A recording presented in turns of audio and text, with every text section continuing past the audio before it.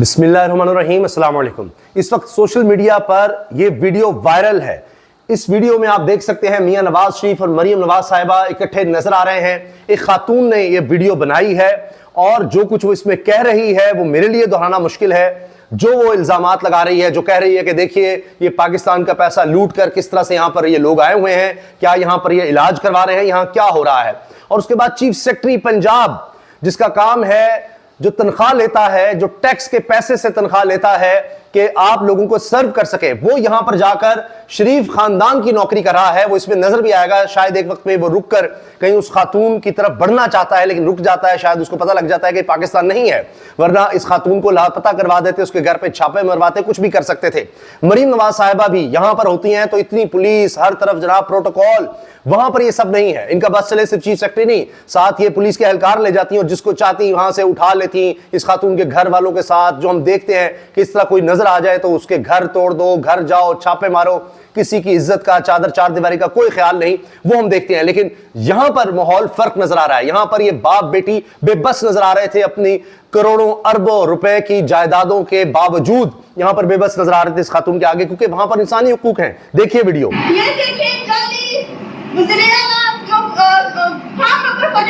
बनी है, ये देखिए हम लोगों के पैसों पे ये लोग अय्याशी कर रहे हैं। ये देखिए ये मरियम नवाज शरीफ जो अपना अच्छा, 7 बैग्स भरा है, वहां शॉपिंग गुजारे नजर आ रही है। ये है चीफ सेक्रेटरी जो वहां पर रुक जाते हैं। अब ये कुछ सरकारी दौरा है, एक सरकारी अफसर ये किस तरह से वहां पर गया है, जाती खर्च पर गया है, सरकारी खर्च पर गया है। जो जहाज मरीम साहबा का गया, वो सरकारी जहाज किस लिए उन्होंने लिया, यहां पर कितना कुछ सरकार का खर्च हो रहा है, चीफ सेक्रेटरी वहां पर क्या कर रहा है। फवाद चौधरी ने इस पर ट्वीट किया कि क्या ये बटलर हैं शरीफ खानदान के, यहां पर लोग स्मॉग से मर रहे हैं, डेंगू से मर रहे हैं, बीमारियों से मर रहे हैं, बुरा हाल है। और वहां पर देखिए क्या हो रहा है। इनको कोई एहसास नहीं है इस मुल्क का, यहां के अवाम का। ये चीफ सेक्रेटरी भी यहां नहीं है, वज़ीर आला भी नहीं है, तो इन्होंने ऑटो पर छोड़ा हुआ है पंजाब को, यहां के अवाम को। 12 करोड़ की आबादी है, उसके साथ ये सलूक हो रहा है।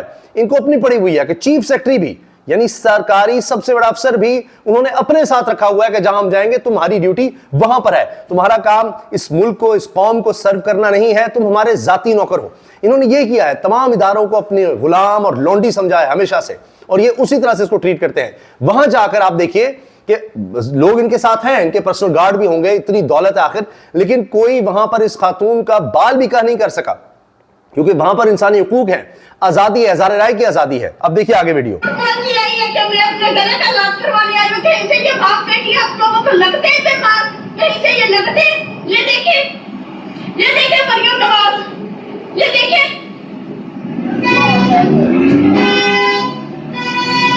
देखा, नवाज शरीफ साहब मेरे ख्याल बेटे भी साथ हैं। ये मुझे उनके लग रहा है कि हसन नवाज है। नवाज, आपने देखा नवाज शरीफ के बेटे भी मुझे नजर आए कि वो भी साथ हैं। तो अब आप ये देखिए कि ये है वहां का माहौल, वहां पर आजादी, और यहां पाकिस्तान में ये किस तरह शहनशाह बने होते हैं। वहां भी आप देखिए महंगी गाड़ियों में दौलत का अंबार है। इस पर इमरान रियाजी कहते हैं कि जहां ये जा रहे हैं वहां तो सुना है स्विस अकाउंट्स होते हैं, पैसा छुपाना हो, अरबों डॉलर जहां पर आपने रखने हो, कोई पूछ नहीं सकता कहां से लाए हैं, कैसे लाए हैं। तो अक्सर तो वहां पर इसलिए जाया जाता है, इलाज के लिए तो कभी ये इलाके मशहूर नहीं थे। बरतानिया आप कह सकते हैं, अमेरिका कह सकते हैं, और ममालिक जिनका ये जिक्र कर रहे हैं, वहां तो इलाज के लिए लोग नहीं जाते, पैसा छुपाने जरूर जाते हैं। तो लिहाजा इस वीडियो में यही कुछ कहा जा रहा है। ये देखें, ये नवाज शरीफ है, बाकी ये चीफ सेक्रेटरी, ये हसन नवाज, ये मरियम नवाज शरीफ जो अपना झूठ बोलती है, ये जब मैं अपने गले का इलाज करवाने आई हूं, कहीं से ये बाप बेटी आप लोगों को लगते हैं बीमार, कहीं से ये लगते हैं। ये देखिए मरियम नवाज, ये देखिए। वहां पर तो ये खातून बात कर रही हैं, लेकिन आप देखिए कि पाकिस्तान में क्या होता है। आप तो अपना हक भी, ये तो बात है कि वहां जाकर कोई जुमले लगाए, कुछ कहा, तनकीद की नहीं। आप यहां पर वोट का हक भी इस्तेमाल नहीं कर सकते, आप आजादी से बाहर निकल भी नहीं सकते। आज तहरीक इंसाफ ने जलसा भी किया, सवाबी में किया, और उस जलसे के दौरान ये वीडियो आना, ये भी इस चीज का इजहार है कि वो खैबर पख्तूनख्वा में जलसा है, कहीं और आजादी नहीं है, कहीं और आप नहीं निकल सकते। उसके बावजूद अभी भी खैबर पख्तूनख्वा में जलसा होने के बावजूद वहां पर पाबंदियां पंजाब में दीगर जगहों पर लगाई गई थी, और इन्होंने इस मुल्क के साथ ये किया है। अब आप देखिए कि एक तरफ ये सूरत हाल है मुल्क में। और इसीलिए आप देखिए क्या कहा जा रहा है कि लाहौर में स्मोक की शिद्दत बरकरार, लोग मुख्तलिफ बीमारियों का शिकार, नाक कान गले आंखों और चेस्ट की बीमारियां फैलना शुरू। गुलाब देवी अस्पताल में मरीजों की लाइनें लग गई, लेकिन मरीम नवाज साहिबा जो हैं उन्होंने वहां अपने खानदान की लाइन लगवाई हुई है दीगर लोगों की, और वो वहां पर जाकर बाजार शॉपिंग ही करते नजर आ रहे हैं। और इसी दौरान में जनाब सुप्रीम कोर्ट से जो खबरें आ रही हैं उस पर भी तबसरे हो रहे हैं। हसनात मलिक साहब कहते हैं चीफ जस्टिस याह्या अफरीदी ने कहा कि अब मुदाखलत नहीं होगी। ये वही बात है जो मार्शल लॉ के दौरान एक जज ने कहीं फलां डिक्टेटर से कही थी कि खबरदार अगर आपने आइन को छेड़ा तो। वो डिक्टेटर आइन तबाह करके चला गया और आपने कहा जी खबरदार छेड़ा। तो वही बात है, मुदाखलत करने वाले कर रहे हैं, और ये यकीन दहानी आमिर फारूक साहब ने भी करवाई थी और उसके बाद पहले से ज्यादा मुदाखलत हुई थी। मुर्तजा अली शाह जंग जियो ग्रुप से वाबस्ता है, कहते हैं इन justice Qazi Faisal London protest case the FIA sent notices and harass extended family of Maheen Faisal, who has been living in Dubai for nearly 2 years and was not in London during the protest against Justice Issa। वो कह रहे हैं कि जी खातून 2 साल से London आई ही नहीं, लेकिन FIA इसके भी रिश्तेदारों को, दूर के रिश्तेदार जो हैं उनको हिरासा किया जा रहा है, उठाओ घर जाओ, नोटिस भेजो, तबाह करो, बर्बाद करो। यानी उसके माँ बाप भी अगर यहाँ नहीं मिलते, कोई चिच्चा ताया, कोई मामू, कोई भतीजा भांजा भाई बहन, कोई दूर का रिश्तेदार मिल जाता है, उसको FIA उठाओ, तंग करो, और इस तरह की बातें ये मुर्तजा अली शाह कह रहे हैं कि उनको हरास करना शुरू कर दिया जाता है। ये जंग जियो के रिपोर्टर हैं और उन्होंने खातून का नाम भी दिया है।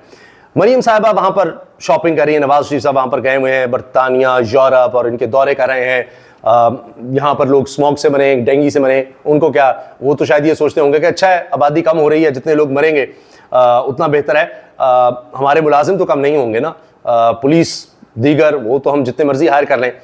मुबारक हो पाकिस्तानियों, 1 किलो घी की कीमत में 110 रुपए इजाफा हो गया है और मुल्क तरक्की की राह पर गामजन है, महंगाई खत्म शुद। ये महविश कमास खान जर्नलिस्ट हैं, ये कह रही हैं। अदनान अली साहब, पाकिस्तान ने चीन से $3.4 अरब का एक और कर्जा 2 साल के लिए रीशेड्यूल करने की दरखास्त कर दी। कबल नज़ीर पाकिस्तान चीन से $16 अरब के एनर्जी कर्जे की रीशेड्यूलिंग की भी दरखास्त कर चुका, ताकि आला हुकाम अपनी मस्तियां ऐश व इशरत जारी रख सकें।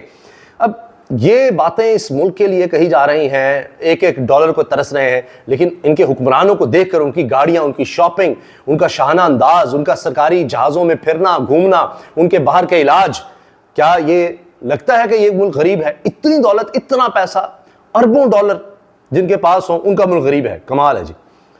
डियर नून लीग, आटे के थैले, मोटरसाइकिल, दीवारों समेत हर जगह मरीम और नवाज शरीफ की तस्वीर लगाने से अवाम की मोहब्बत नहीं मिलती। पंजाब के लोग याद रखें कि जब वो स्मोक की जहरीली हवा में सांस लेकर मर रहे थे, उस वक्त मरियम, इसके अब्बा, इसके वजीर जनीवा में खुशगवार हवा में इंजॉय कर रहे थे। ये तबसरे हो रहे हैं।